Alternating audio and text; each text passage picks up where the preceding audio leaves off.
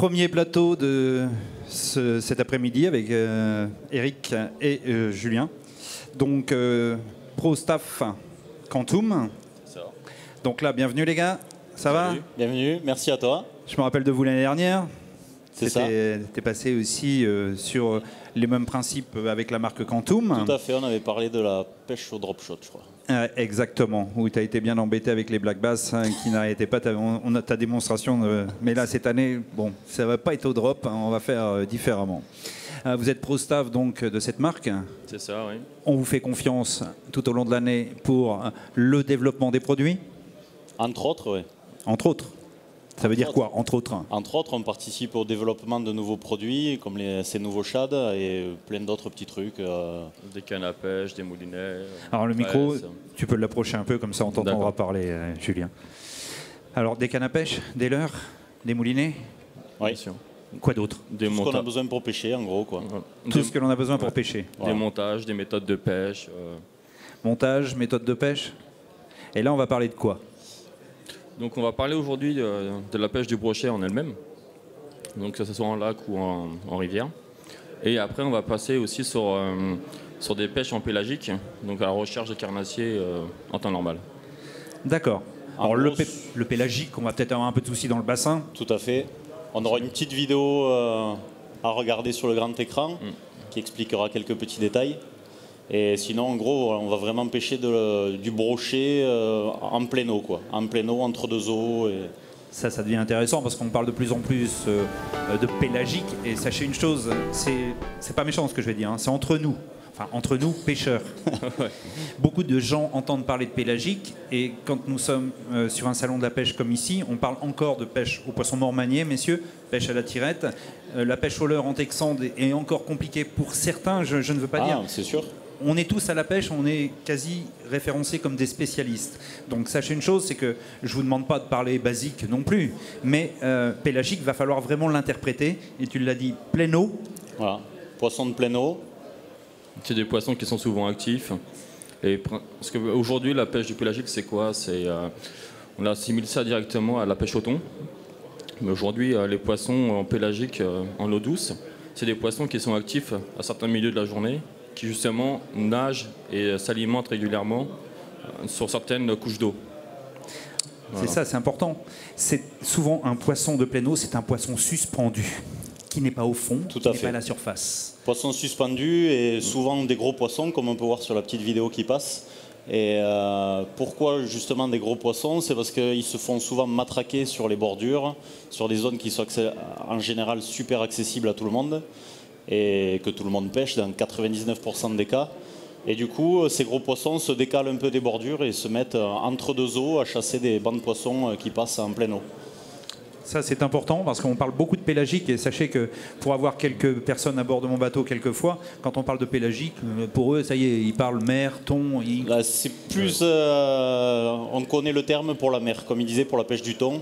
Mais c'est vrai que pour l'eau douce, on en parle peu ou pas assez. Voilà. Ok, Eric, je monte là-haut. On va te mettre dans les œuvres et puis nous on peut broder un peu sur l'histoire du pélagique. On va pas parler que de pélagique là du coup parce que non. On va parler de quoi de base, avec Eric? On va parler d'abord justement du brochet et après du pélagique. Donc sinon on va faire du pélagique et après on parlera du brochet.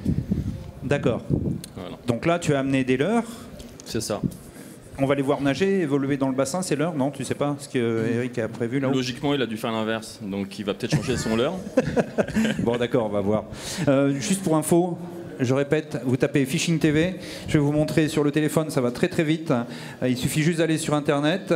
Voilà, vous tapez Fishing TV, vous allez avoir Fishing TV, regardez, en direct, là. Vous tapez sur le juste Fishing TV et vous avez, là, ce que vous voyez, là, ici. Ça va très vite sur le téléphone, tout au long du week-end. Suivez Fishing TV, je vous dis, vous allez en voir et en revoir. Donc, Eric, t'es prêt là-bas? Oui, oui. Mais un pélagique. Ah, voilà. Mettez-vous d'accord. Mais un pélagique. Donc là, je sais pas si Julien, si tu veux qu'on commence d'ores et déjà à parler technique ou lancer ou... On va commencer déjà dans un premier temps sur la recherche justement du poisson en pélagique en lui-même. Et après effectivement sur tout ce qui est méthode de pêche, technicité, etc.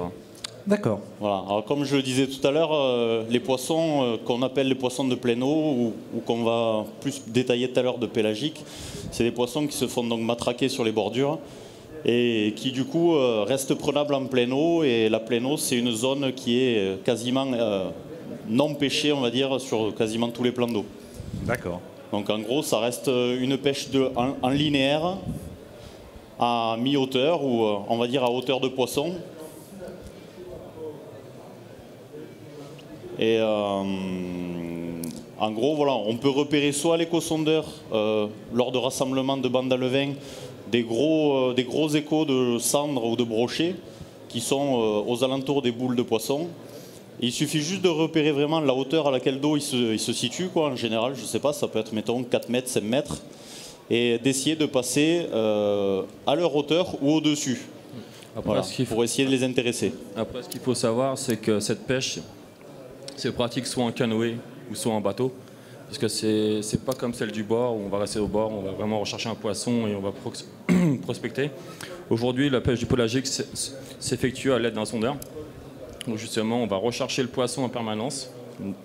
Et à partir du moment où on va avoir des échos qui sont légèrement décollés, on va effectivement y positionner soit ce type de leurre, le pélagique en lui-même. Donc ça, je vais le montrer là vraiment... à la caméra, voilà. Bouge pas. Voilà, on a une mini caméra, on voit. Donc c'est il est en finesse, on va dire. Il termine avec une caudale très très fine. Effectivement. Vous l'équipez, vous l'armez d'un trident en arrière. D'un triple en arrière. On va voir à la caméra encore une fois parce que voilà, on voit qu'il y a un triple en arrière. Si Eric il veut bien mettre un pélagique, allez, justement montrer un petit peu la nage, comment il s'effectue. C'est un leurre qui a une très bonne portance dans l'eau. Donc contrairement justement à sa longueur où on pourrait se dire il serait déformé, là effectivement c'est pas le cas. Il va rester droit comme ça. D'accord. Donc vraiment. Et le moindre petit à-coup de la canne justement va pas lui permettre de lui faire bouger sa queue. D'accord. Alors, quand on parle pélagique, on va parler plan d'eau, comme vous le dites si bien l'un et l'autre. On ne va pas trop parler rivière ou fleuve. Non. Parce que le poisson en pleine eau, il est difficile de le trouver sous forme pélagique, on va dire. Il y est, mais... Après, ça dépend justement. Chez nous en Seine, bien souvent, en été, sous le coup du soir, les poissons commencent à monter en surface et commencent à chasser. Donc là, on peut effectivement pratiquer sur la Seine, certains milieux de la journée et de l'année, cette pêche en pélagique. Sous forme pélagique. Voilà. Alors là, qu'est-ce que tu nous as mis, Eric là? Voilà. Donc là, c'est le shad pélagique que Julien décrivait il y a 2 minutes. D'accord. Donc ça, c'était vraiment pour aller rechercher des poissons plutôt vraiment pélagiques, en sorte de verticale entre deux eaux, plutôt qu'en faisant du lancer-ramener. Donc là, c'est un peu compliqué, c'est vrai, d'expliquer quelque chose parce que il n'y a pas trop d'eau et voilà. Mais qui se tient plus ou moins droit. Bon là il y a effectivement le pont est un peu lourd, donc on n'est pas vraiment bien, on n'a pas le montage correct d'un aquarium. Bien entendu. Et puis de toute façon on ne peut pas le munir d'hameçon étant donné que nous avons des black bass à l'intérieur. Donc on ne sait jamais. Pour l'instant ils sont en méthode de repos. Mais si toutefois ils les attaquaient, ce serait dommage de les piquer et de les abîmer. C'est des poissons surtout en démo. On aura sûrement l'occasion le week-end de voir taper dans des tout petits leurres. Eric se souvient de l'année dernière de sa présentation drop. Donc on peut dire que la forme pélagique ainsi que la verticale, parce qu'on peut parler de verticale, nous sommes obligés de pratiquer avec un échosondeur. Effectivement. Parce que si j'ai pas d'échosondeur, que j'ai un bateau et que je veux faire du pélagique, je repère mes poissons comment? À l'instant. À l'instant. On va dire c'est à l'instinct. Donc avec encore X et X chance. Donc là, pélagique, sondeur.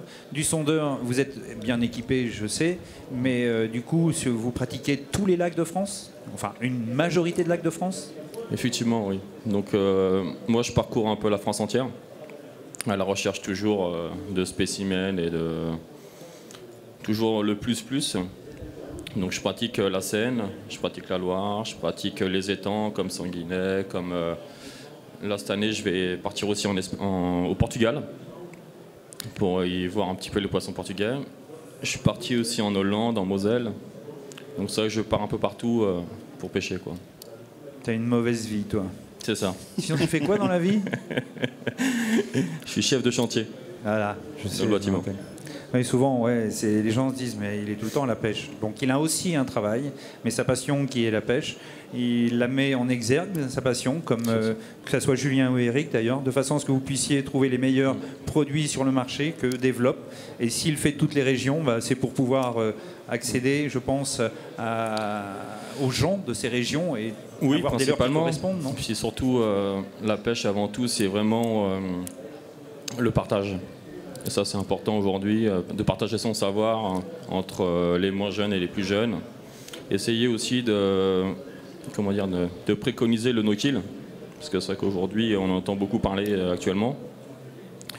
Ce qu'il faut savoir, c'est que quand on rejette le poisson à l'eau, bah, ton prochain, ton fils pourra le rattraper plus tard, même bien plus grand. Oui, c'est un avenir. C'est ça. Donc Quantum, canne, moulinet, leurre. Montage, là c'est pareil, ce que je vous explique après. Donc là c'est sur une pêche plutôt pélagique. Et quand on va commencer à faire des pêches justement que sur le brochet, où on va pêcher essentiellement en lancer ramené, on a plusieurs types de montages. Alors moi je vais défaire et tu vas commenter. Je vais montrer la petite caméra, je vais défaire ce montage et tu vas le commenter. Ouais. Donc ça c'est un Loyo Shad, c'est les toutes nouveautés de chez Quantum. Ouais. Donc là ici derrière effectivement c'est un petit ressort qu'on a mis. Non, il est en coulissant. Donc là on a des tripes, c'est du 2-0. Et la particularité de ce petit montage, c'est qu'on peut régler comme on veut l'hameçon. D'accord, tu peux déplacer ton hameçon sur le bas de ligne en fluorocarbone. Voilà, c'est ça. Donc ça se monte, c'est tout prêt quoi. Non, ça c'est fait maison. Ah, d'accord, on les trouve pas. Donc, ce que je conseille à nos visiteurs, à nos internautes, c'est de poser des questions. N'hésitez pas, hein, via Facebook, je répondrai tout à l'heure. Toi aussi, d'ailleurs, tu pourras répondre. Bien sûr. Donc ça, c'est fait maison. Tu pourras faire ces montages devant les gens sur ton stand, de manière à montrer comment tu fais. Oui, s'ils veulent. Hein. D'accord, parce que c'est très très propre. Merci. Ah mais si, c'est vrai, j'admets, c'est très très propre, c'est joli, c'est très propre. Après, c'est toi qui fidélise, c'est toi qui donne aussi les avantages ainsi que, on va dire quand même, le gain de réussite. Oui, parce qu'il y a un gain de réussite sûrement si tu équipes comme ça. Ah bah oui. Parce que bien souvent, le poisson, il va soit toucher sur le derrière ou soit sur la tête. Donc ce qui se passe, c'est que quand ils vont toucher sur la tête, quand les poissons seront beaucoup plus méfiants, on peut effectivement mettre comme ça ou vice versa quoi. Alors petite question, c'est moi qui vais la poser du coup, parce que j'ai vu qu'il y en a deux là, il y en a une. Ouais, je vais y répondre. Hein. Je sais pas. Quel grammage faut-il pour pêcher à 17 mètres, Eric? À 17 mètres. Non mais bon, Eric, on va te dire tout de suite qu'il y ait 10, 15, 20, 30 mètres. Quel est le montage, quel grammage? Tout dépendra, on peut utiliser, on va dire, pas n'importe quel grammage, mais après tout dépendra du vent, du courant qu'il y a. Si c'est en rivière non, mais en lac il peut y avoir aussi un peu de courant avec le vent. Et on peut utiliser au moins à partir pour 17 mètres au moins 20 grammes quoi. Au moins. Au moins 20 grammes. Alors, et après ça va aussi dépendre de l'activité du poisson. Alors on va essayer de... Moi je pense avoir... soyez précis dans vos questions, parce que là, je pense qu'il a dû voir cette tête plombée là, qu'on a montrée. Ça c'est un 30 grammes. Alors nous on dit que c'est 30 grammes, parce que moi je le vois que c'est écrit, toi tu sais. Mais quand on est à l'écran, qu'on voit une tête plombée de ce type-là, on se dit waouh, il pêche super lourd. Donc évidemment, je comprends la question un peu. Bon, la profondeur, non, mais le grammage peut être important. Parce après, tout dépend aussi du leurre que vous mettez au bout, quoi. Avec un leurre type finesse, comme le pélagique qu'il a montré tout à l'heure, c'est un leurre qui descend beaucoup plus rapidement au fond, puisqu'il n'a pas de retenue avec la caudale. Et du coup, avec le même plomb que sur un shad à caudale comme ça, le leurre descendra beaucoup plus vite avec un finesse qu'avec un shad. Tête plombée. Est-ce qu'il y a une importance sur la forme de la tête plombée? La rond, la football. Là, je ne sais pas, tu avais une tête effilée, pointue. Là, c'est une tête un peu plus effilée, notamment, voilà, elle descend beaucoup plus vite. Après, on peut utiliser un peu n'importe quoi comme plomb. L'essentiel, c'est vraiment de bien adapter le poids par rapport à la taille du leurre, à la masse du leurre, et par rapport à la profondeur à laquelle on veut pêcher, quoi. Non, parce qu'il y a tellement aujourd'hui sur le marché de tête plombée qu'on est toujours perdu. Quand je vois celui-ci, je vous jure qu'il y a un hameçon qui est un peu démesuré, on n'en trouve pas partout encore. Il faut qu'il soit fin de fer pour bien piquer, mais il faut qu'il soit fort de fer pour pas s'ouvrir. C'est ça. J'y comprends plus rien. Je plaisante, hein, bien entendu, mais il va falloir que ça soit costaud, quoi, l'histoire. Parce que quand vous faites un brochet et qu'il est pris sur le simple, il ne faut pas que ça s'ouvre. S'il fait 70-80, ça joue. S'il est déjà dans les 10 kilos, ça va falloir que ça tienne. Vous distribuez, vous, ces têtes plombées chez Quantum? Ouais. D'accord. Toutes les têtes plombées du marché, on distribue aussi. D'accord. Et celles-ci sont très très belles, ces têtes football. Elles sont peintes, c'est les tiennes? C'est les nouvelles têtes plombées du catalogue 2017. Voilà, nouvelle tête plombée 2017. Il y a d'autres nouveautés en 2017 chez Quantum? Le shad que je suis en train de faire nager depuis tout à l'heure, notamment. Celui-ci? C'est ça. Voilà. Qui distingue facilement plusieurs coloris. D'accord. Alors vous avez un catalogue chez Quantum qui va nous permettre de retrouver toutes ces nouveautés 2017. Un catalogue. Exactement. Et sur le stand on a pas mal de petits flyers avec toutes les nouveautés. Donc j'invite tout le monde à venir chercher ça sur le stand et on sera ravis de les accueillir. Ok les gars. Bah, écoutez, on vous retrouve sur votre stand et je sais pas, Patrick passera peut-être faire un coucou sur votre stand parce que Patrick il se promène dans tout le salon avec une HF, donc c'est aussi intéressant. Pas de problème. Julien, Eric, merci de votre venue. Quant à nous, chers auditeurs, on se retrouve dans quelques instants où on retrouvera Patrick sur le salon. Il y a moult direct. Sachez que vous pouvez suivre via Fishing TV, c'est direct, c'est tout au long du week-end. Ou alors vous pouvez aussi suivre via Facebook Frédéric Briou, c'est moi. N'hésitez pas à poser les questions comme j'ai eu Eric. Il y en a eu 2 autres que je n'ai pas posées parce que sachez qu'elles n'étaient inintéressantes. Donc posez les questions concrètement qui nous permettent de poser les questions à nos invités ici qui tiendront la route. Merci, à tout de suite.